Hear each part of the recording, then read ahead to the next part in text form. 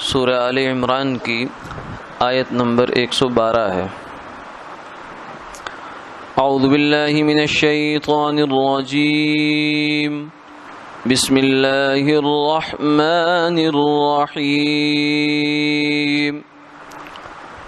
ضربت علیہم الذلة اینما ثقفوا الا بحبل من اللہ وحبل من الناس وباءوا بغضب من الله وضربت عليهم المسكنة ذلك بأنهم كانوا يكفرون بآيات الله ويقتلون الأنبياء بغير حق ذلك بما عصوا وكانوا يعتدون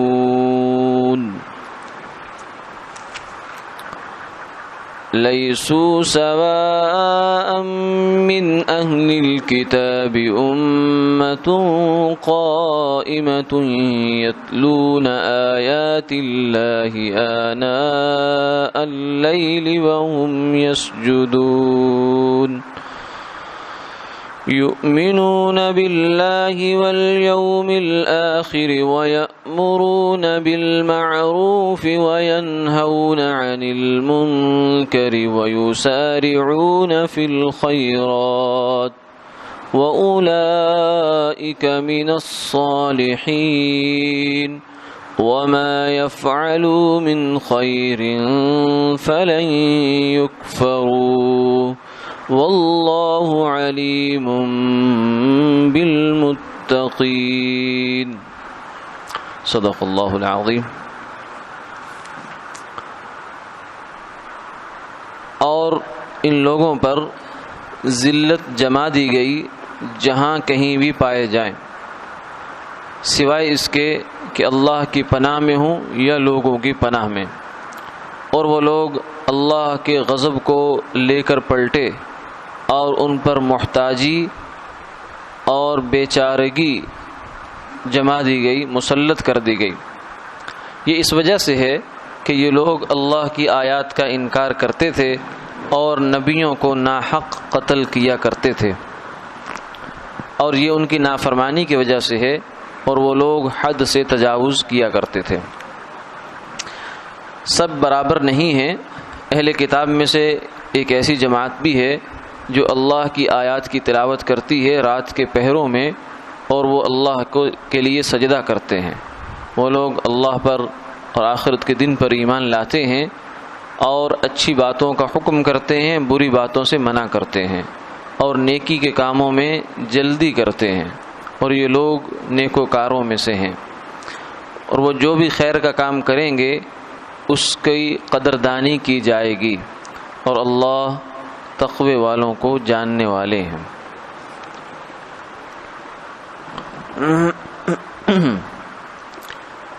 ان آیات کے اندر اہل کتاب،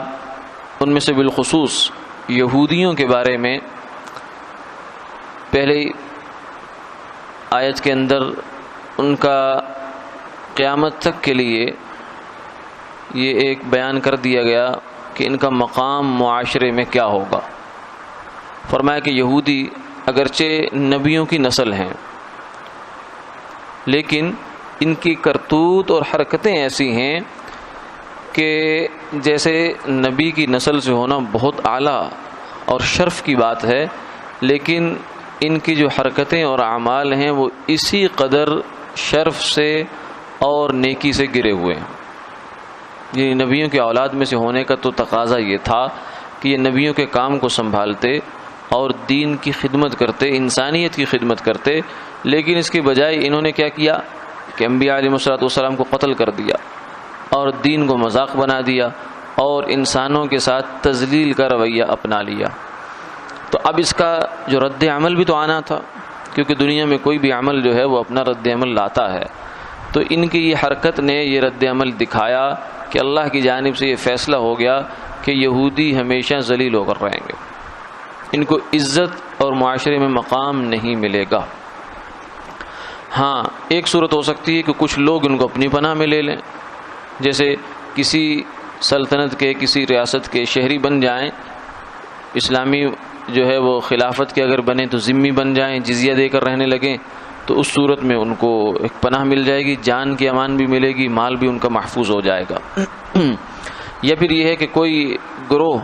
ان کو اپنی پناہ میں لے لے، تو اس صورت میں چلو ان کو ظاہری طور پر کچھ مقام مل سکتا ہے، ورنہ فی ذاتی ہی ان کا کوئی مقام معاشرے میں نہیں ہے۔ اور یہ تقریباً پچھلے جو گزشتہ 1300 سال کی جو تاریخ ہے، بلکہ اس سے بھی پیچھے چلے جائیں تو بخت نصر وغیرہ نے بھی ان کے ساتھ یہی کیا،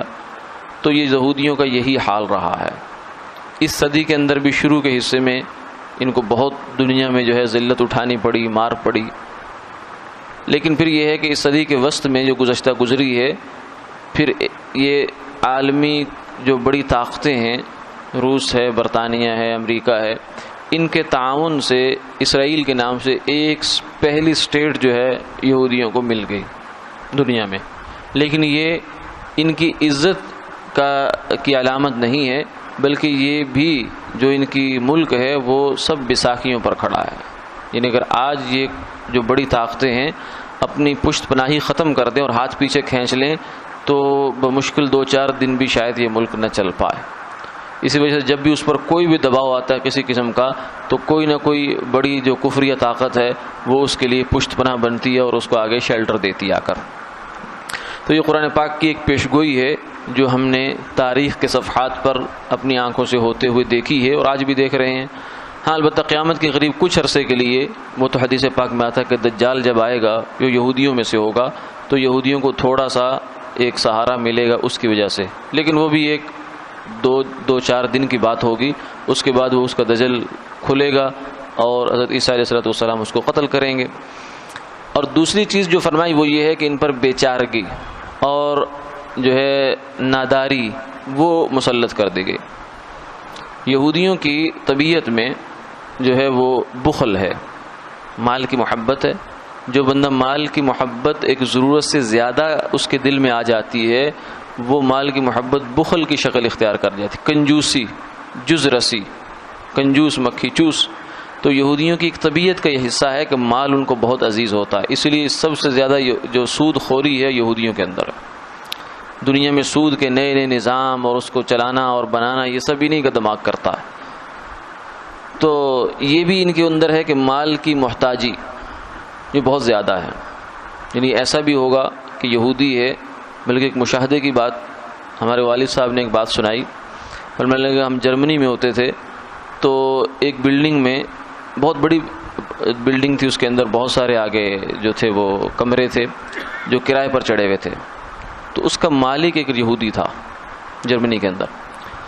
اور اس یہودی کی حالت یہ تھی کہ اس بلڈنگ میں سے کسی ایک کمرے کو اپنی رہائش کے لیے استعمال نہیں کرتا تھا، وہ سب کرائے پر چڑھائے ہوئے تھے۔ بلڈنگ کے نیچے جا کر سیڑھیوں کے ساتھ کو تھوڑی سی جگہ تھی، اس جگہ میں اس نے اپنا ٹھکانہ رکھا ہوا تھا، اور اس کا کام کیا تھا؟ کام یہ تھا کہ وہ جو پوری بلڈنگ میں لوگ بوتلیں پی کر پھینک دیتے ہیں تو وہ اٹھا کر اکٹھی کرتا تھا اور اس کو بیچتا تھا۔ پوری بلڈنگ کا مالک تھا، سارا پیسہ اکٹھا کرتا تھا وہ۔ تو یہ بخل ہے کہ انسان پیسہ اس حد تک اس کو محبوب ہو جائے کہ اپنی ذات پر لگانا بھی اس کو مشکل ہو جائے۔ یہ مال کی حد سے زیادہ بڑی ہوئی محبت ہے، یہ مرض ہوتا ہے، مال کی محبت مرض کی صورت اختیار کر جاتی ہے۔ تو یہ فرمایا کہ مسکنت یعنی بے چارگی اور محتاجی ان کے اوپر اللہ نے مسلط کر دی مال کی محبت کی وجہ سے۔ اور یہ ہوا کس لیے کہ ایک تو اللہ کی آیات کا انکار کرتے تھے اور نبیوں کو ناحق قتل کیا کرتے تھے اور نافرمانیاں کرتے تھے اور حد سے تجاوز کرتے تھے۔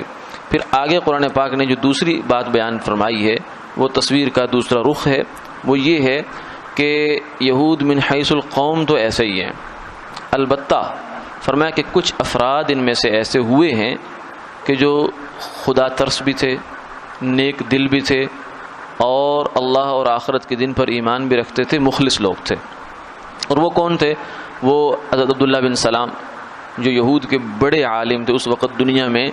بڑے علماء میں سے ایک عالم تھے، اللہ نے ان کو ہدایت دی اور وہ مسلمان ہوئے، اور اسی طریقے سے اور بھی لوگ جو ہیں وہ مسلمان ہوئے، یا اہل کتاب یعنی عیسائی بھی اس میں شامل ہے، ان میں سے بہت سارے لوگ مسلمان ہوئے اور ہوتے رہتے ہیں، آج تک ہو رہے ہیں، کہ جو حق کو جان لیتے ہیں، پہچان لیتے ہیں، اللہ ان کو ہدایت دے دیتے ہیں۔ سلیم الفطرت لوگ ایسے موجود ہیں۔ تو اس لیے فرمایا کہ یہ بھی ایک قرآن پاک کا بہت انصاف پر مبنی بیان ہے، کہ ورنہ ہماری عام طور سے عادت یہ ہوتی ہے کہ جب ہم کسی قوم کی برائی بیان کرنا شروع کرتے ہیں تو پھر ہم اس میں سے 1% کو بھی نہیں چھوڑتے، ہم کہتے نہیں بس یہ سارے ہی ایسے ہیں۔ لیکن قرآن پاک نے کہا نہیں، سارے ایسے نہیں ہیں، ان میں سے بھی جو ہے وہ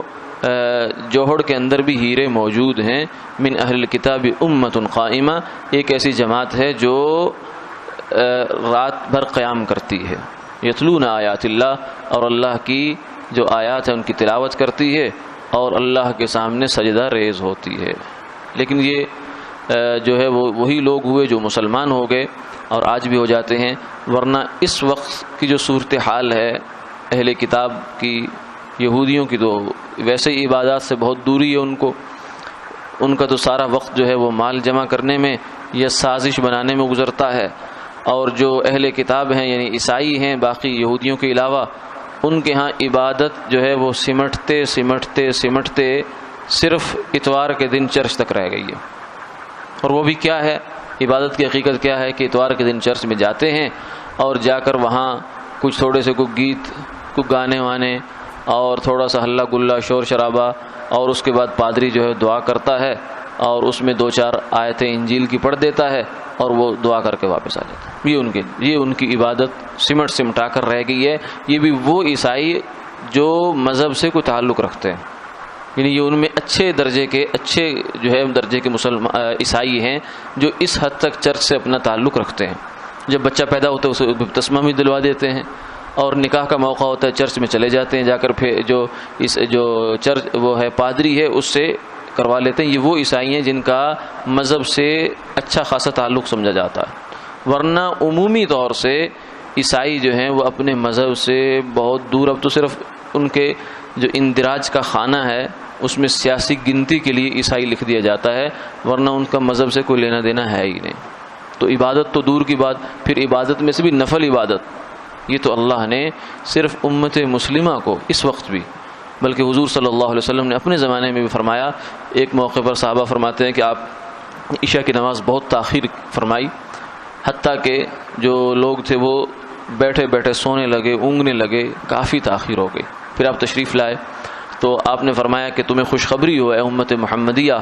صلی اللہ علیہ صاحبہ، کہ اس وقت روئے زمین پر تمہارے علاوہ کوئی اللہ کی عبادت کرنے والا نہیں ہے۔ باقی ساری قومیں رات جو ہی آتی ہے وہ غفلت کی چادر تان کے سو جاتی ہیں، لیکن صرف امت محمدیہ، امت مسلمہ ہے کہ جو دن بھر بھی 5 دفعہ مسجد میں حاضر ہوتے ہیں۔ یعنی ایک اچھے مسلمان ہونے کا معیار یہ کہ کم سے کم 5 دفعہ وہ مسجد میں فرض نماز پڑھنے آتا ہو، اس سے کم مذہبی معیار نہیں ہے اسلام کے اندر، اور یہی ایمان کی علامت بھی ہے۔ تو ایک دن میں 5 دفعہ اور وہاں ہفتے میں 1 دن، تو کس حد تک زیادہ عبادت ہے مسلمانوں کے اندر۔ پھر اور یہ تو سب سے نچلا درجہ ہے عبادت کا، پھر اس سے اوپر نفل نمازیں ہیں، پھر رات بھر کی قیام ہے، تہجد کی نماز ہے، اور اللہ کے حضور جو ہے گڑ گڑانا ہے اور رونا ہے اور عبادت کرنا ہے، راتوں کو جگانا ہے۔ یہ سب تو اللہ نے صرف امت محمدیہ کو عطا فرمایا۔ اس زمانے میں ہو سکتا ہے کچھ لوگ یہ کام کرتے ہوں، لیکن اس زمانے میں یہ قطعاً ایسی کوئی چیز نہیں ہے کہ ان کے ہاں عبادات کا ذوق بالکل ہی ختم، کوئی ہے ہی نہیں، چکر ہی نہیں ہے۔ چلو باطل پر بھی ہوتے پھر بھی کچھ نہ کچھ کرتے تو صحیح، لیکن کوئی سلسلہ نہیں ہے۔ وَيَأْمُرُونَ بِالْمَعْرُوفِ وَيَنْهَوْنَ عَنِ الْمُنْكَرِ، وہ لوگ البتہ یہ تھے کہ امر بالمعروف بھی کرتے تھے، نہی عن المنکر بھی کرتے تھے، اور خیر کے کاموں میں بڑھ چڑھ کر حصہ لیتے تھے۔ مسارعۃ الی الخیر، خیر کے کام میں جلدی کرنا، فرمایا کہ شر میں جلدی نہیں کرنی چاہیے انسان کو، لیکن جو خیر کا کام ہے اس میں تاخیر نہیں کرنی چاہیے، یعنی بلا وجہ۔ ہاں کوئی معقول وجہ ہو تو ایک الگ بات ہے، ورنہ خیر کے کام میں تاخیر نہ کرنا، اس کو اللہ نے ایک اچھی صفت کے طور پر بیان فرمایا۔